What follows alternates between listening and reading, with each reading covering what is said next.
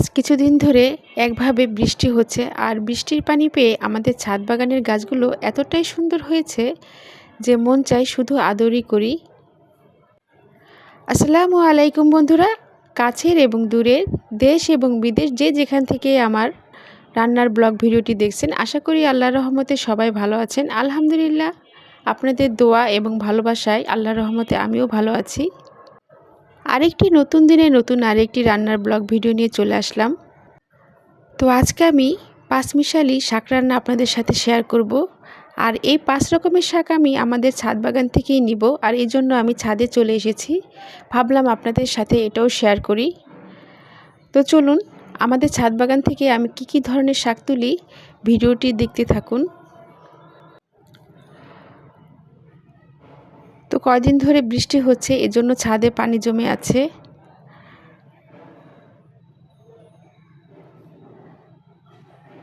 তো এখন আমি কিছু থানকুনি পাতা ছিঁড়ে নিব।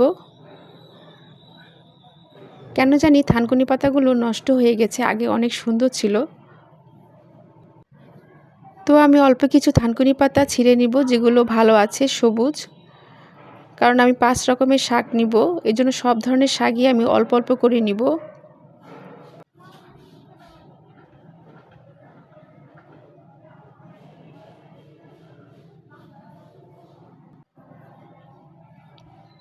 তো আমি অল্প কিছু থানকুনি পাতা তুলে নিয়েছি। এখন আমি কিছু কলমি শাক তুলে নিব। যারা আমার ভিডিওটি দেখতেছেন এখনও লাইক করেন নাই, প্লিজ একটা লাইক দিয়ে দিবেন। আর অলরেডি যারা লাইক করে দিয়েছেন তাদেরকে অসংখ্য অসংখ্য ধন্যবাদ।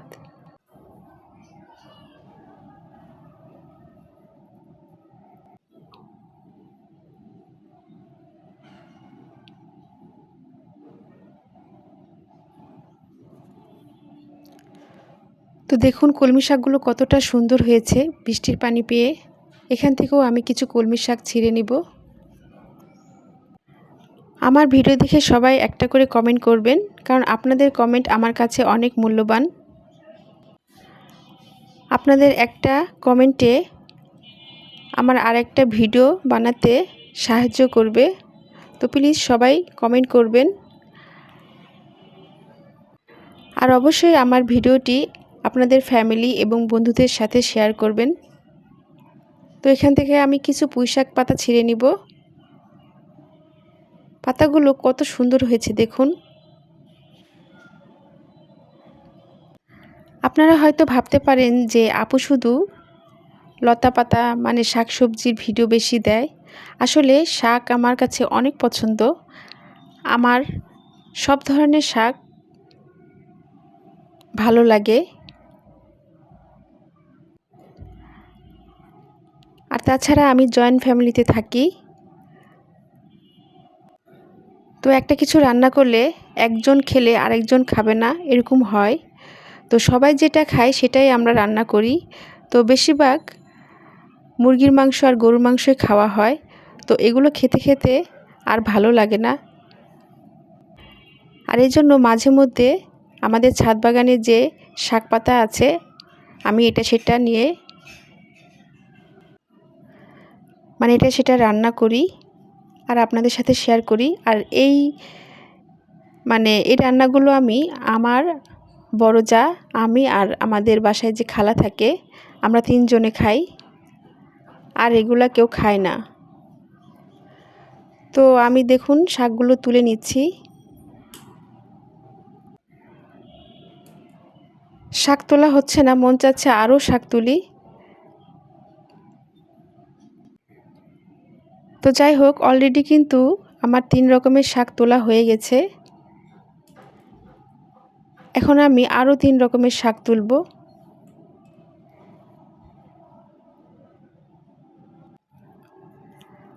আর এই যে দেখুন, এই গাছটাতে আম ধরেছে একটাই, আরও ধরেছিল, পড়ে গেছে।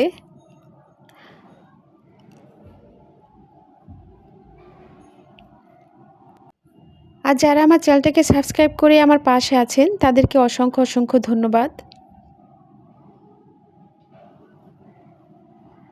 আর যারা এখনও করেন নাই ভিডিও দেখতে থাকুন, দেখতে দেখতেই ভালো লেগে যাবে।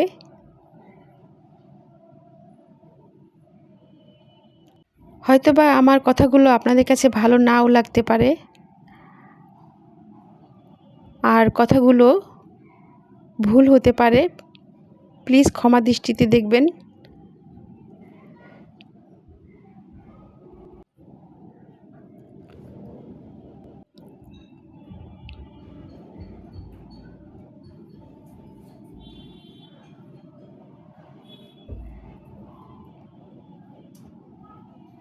তো এখানেও কলমি শাক লাগিয়েছি, মাত্র হচ্ছে।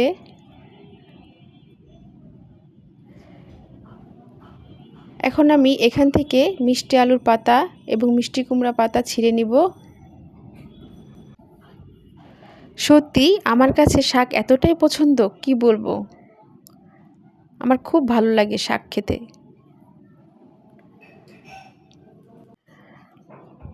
আমি যখন ভয়েস দেই তখন বাইরের সাউন্ড যাতে না আসে ভিডিওতে, কিন্তু তারপরও বাইরের সাউন্ডগুলো চলে আসে, কারণ হয়তোবা কুকুরে একবার ডাকে, বিড়ালে একবার ডাকে, বা কেউ কান্না করে ওঠে, মানে অনেক ধরনের শব্দ আসে। তো আপনারা কিছু মনে করবেন না। তো এখন আমি মিষ্টি কুমড়া পাতা ছিঁড়ে নিব। এগুলো আমি লাগিয়েছি।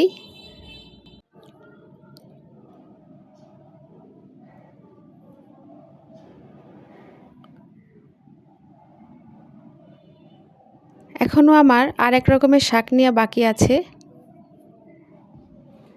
তো বন্ধুরা, সম্পূর্ণ ভিডিওটি দেখতে থাকুন।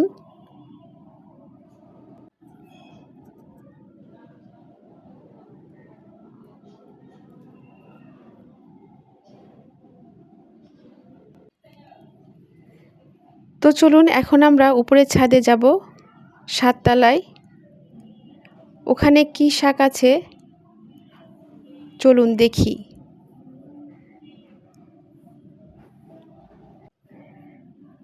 কি শাক আছে এটা আমিও জানতাম না। তো একদিন হঠাৎ করে আমি ছাদে ঘুরতে এসেছি, এসে দেখি এই শাক গাছটা নিজে নিজেই উঠেছে।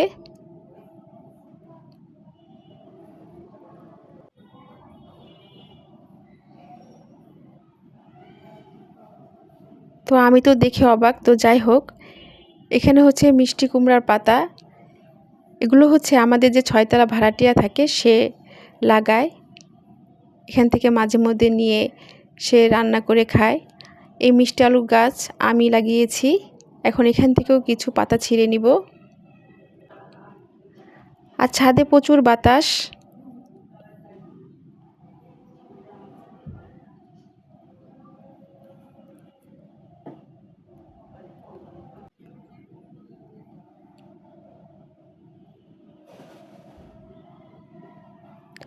দেখুন বৃষ্টির পানি পেয়ে ঘাসগুলো কতটা সুন্দর হয়েছে, আর ঘাসগুলো কিন্তু অনেক বড় হয়ে গেছে।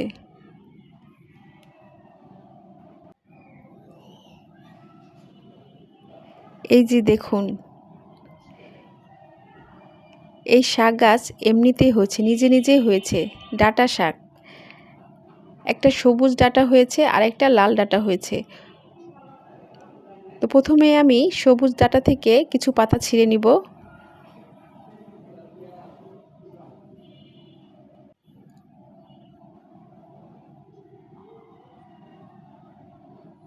আমি কিন্তু 6 রকমের শাক নিয়েছি।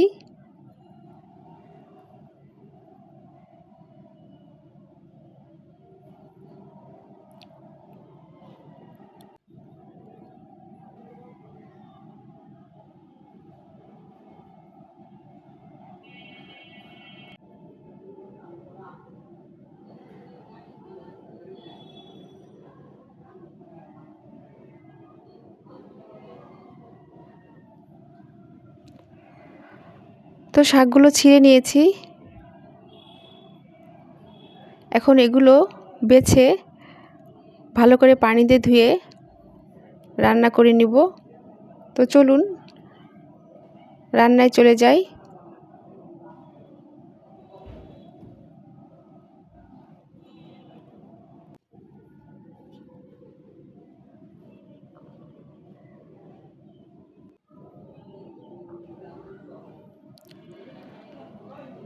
তো শাকের মধ্যে আমি আলু দিব, আর এই জন্য আমি একটি আলু কুচি কুচি করে কেটে ভালো করে পানি দিয়ে ধুয়ে কড়াইয়ে অল্প পরিমাণ পানি দিয়ে বসিয়ে দিয়েছি। এখন এর মধ্যে শাকগুলো দিয়ে দিব।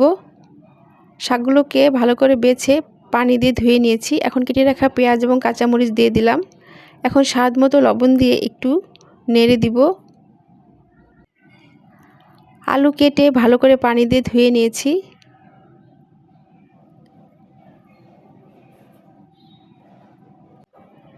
শাকগুলোকে একটু উল্টিয়ে পাল্টিয়ে সিদ্ধ করে নিব। আর যে কোনো শাকের মধ্যে পেঁয়াজটা একটু মোটা করে দিলে খেতে ভালো লাগে।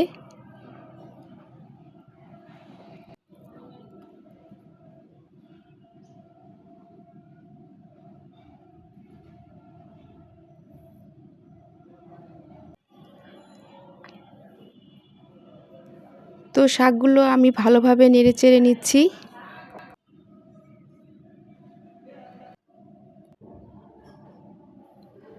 তো শাকগুলো সিদ্ধ হয়ে গেছে। এখন বাগার দিব, আর এর জন্য শাক নামিয়ে ফেলবো। তো আবারও আমি কড়াই চুলায় বসিয়ে পরিমাণ মতো সাদা তেল দিয়ে দিয়েছি। তেল গরম হয়ে গেছে। এখন এর মধ্যে একটি শুকনা মরিচ 2 টুকরা করে দিয়ে দিলাম। একটু ভেজে নিব। এখন কেটে রাখা পেঁয়াজ এবং রসুন কুচি দিয়ে নেড়ে চেড়ে নিব।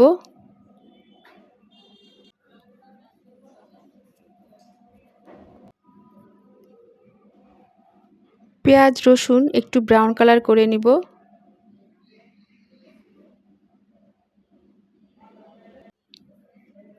তো ব্রাউন কালার হয়ে গেছে। এখন এর মধ্যে সেদ্ধ করা শাক দিয়ে নেড়ে চেড়ে দিব।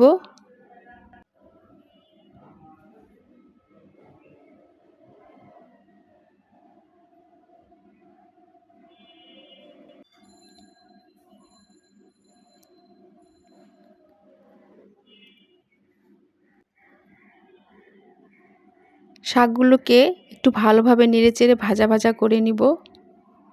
একটু ভাজা ভাজা করলে খেতে ভালো লাগে।